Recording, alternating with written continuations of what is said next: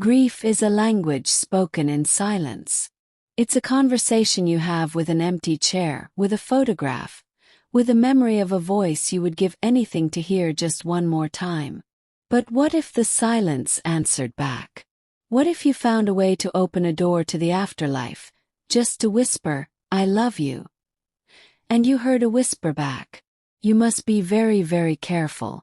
Because when you knock on the door of the dead, you never know what might be listening on the other side. For 6 months, Elena's world had been the color of dust. Her son, 8-year-old Leo, had been taken by a sudden, aggressive fever that no doctor could stop. Her beautiful modern house, once filled with the sound of his laughter and the thunder of his small feet, was now a tomb. The silence was a physical weight, pressing down on her, suffocating her. Her husband, David, tried to be strong, but he was a ghost in his own home, his eyes hollow. Leo's room was exactly as he had left it, a sanctuary of memory. His colorful drawings were still taped to the wall, his small sneakers still by the door. Elena would spend hours in there, sitting on his bed, holding his favorite toy, a small carved wooden giraffe. She would speak to him, telling him about her day, about the ache in her heart. She spoke into a silence that offered no comfort. Her grief was a raw, open wound, and it made her vulnerable. It made her listen to whispers she would have once dismissed. Her housekeeper, an older woman from a rural village named Mercy, saw her pain. One afternoon, as Elena sat weeping in Leo's room, Mercy placed a gentle hand on her shoulder. "In my village, madam," Mercy said, her voice low and hesitant, "when a soul is taken too soon, they sometimes linger. They do not wish to leave. There is a way, a ritual, to let them know they are loved so they can find peace." Elena looked up, her eyes desperate. "A ritual? What kind of ritual?" "It is the ritual of the echo," Mercy explained. "You take an object the spirit loved, you go to a place where water meets the land at midnight, and you speak your heart. You ask for a sign, a single echo of their presence to say goodbye." David, a man of logic and finance, was horrified. "Elena, no. That's superstition. It's not healthy." But Elena wasn't listening to logic anymore. She was listening to the sliver of impossible hope that Mercy had just offered her. The hope of hearing her son one last time. She had been warned. Her husband told her it was dangerous. The old woman who sold her the ritual items told her to only listen for one sound and then leave immediately. But a mother's grief is stronger than any warning. She thought she was opening a door for her son. She had no idea she was also ringing a dinner bell for something else. Against David's desperate pleas, Elena drove to Lake Naivasha, a vast dark mirror under the moonless Kenyan sky. She clutched Leo's small wooden giraffe in her hand, its smooth with a familiar comfort. She found a secluded spot on the shore, the air cool and smelling of damp earth and night-blooming water lilies. At the stroke of midnight she began. She lit the 3 white candles Mercy had given her, their flames flickering like fragile heartbeats in the darkness. She placed the wooden giraffe between them, and she spoke into the night, her voice thick with tears. "Leo," she whispered. "My son. It's Mama. I need to know you're at peace. I need to know you're okay. Please, Leo. If you can hear me, just give me a sign. Just one sound, my love. Just one echo." She waited, her entire being focused on the oppressive silence. The only sound was the gentle lapping of the water.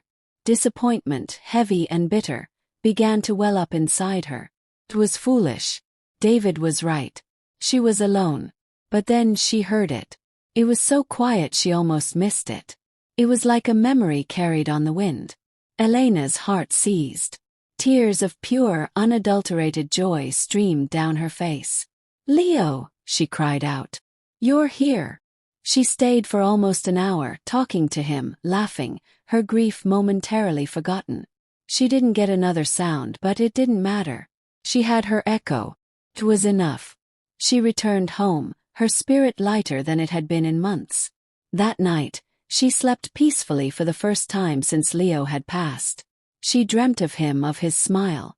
She didn't notice the new, faint shadow that had begun to pool in the corner of her bedroom, a patch of darkness that the morning light couldn't quite erase. The changes started small. First, it was a blessing. She would hear Leo's giggle again, but this time in the house. A faint laugh from his empty room. A small, joyful sound that only she could hear. She would be cooking and a spice jar, his favorite, would gently slide across the counter towards her. It felt like he was still there, a playful, loving spirit. She felt happy. David couldn't hear or see any of it. He just saw his wife talking to empty rooms, a beatific smile on her face. His concern grew into a deep, chilling fear. Have you ever wanted something so badly, you were willing to ignore all the red flags? Elena was so happy to have her son back. She didn't question why his spirit seemed to grow stronger every day. She didn't question why the house was always cold now. And she didn't question why, when she smiled at her own reflection, the woman in the mirror wasn't smiling back. The playful presence began to change. The gentle whispers became possessive. If David tried to hug Elena, a glass would shatter in the kitchen. If Elena tried to leave the house to meet a friend, she would find her car keys missing, only for them to reappear in Leo's room later. The spirit didn't want her to be sad anymore. But it didn't want her to move on either. It wanted her all to itself. The final illusion shattered one evening. Elena was in the kitchen, humming, feeling the comforting presence of her son nearby. She dropped a knife by accident. As she bent down to pick it up, she looked under the kitchen table. For a split second she saw him. Not her son, but a thing that was pretending to be him. It was small, crouched in the shadow under the table, its form thin and wiry like a starved child. Its skin was the color of gray clay, and its eyes. Its eyes were too large, too old, and held no love, only a raw, bottomless hunger. And it was smiling at her. A wide, sharp, predatory smile. Elena scrambled back, her breath catching in her throat, a scream trapped behind her teeth. This was not Leo. This was something else. Something ancient and terrible that had answered her call, drawn to the raw power of her grief. It had put on a mask of her son's laughter, a costume of her memories, and she had invited it into her home.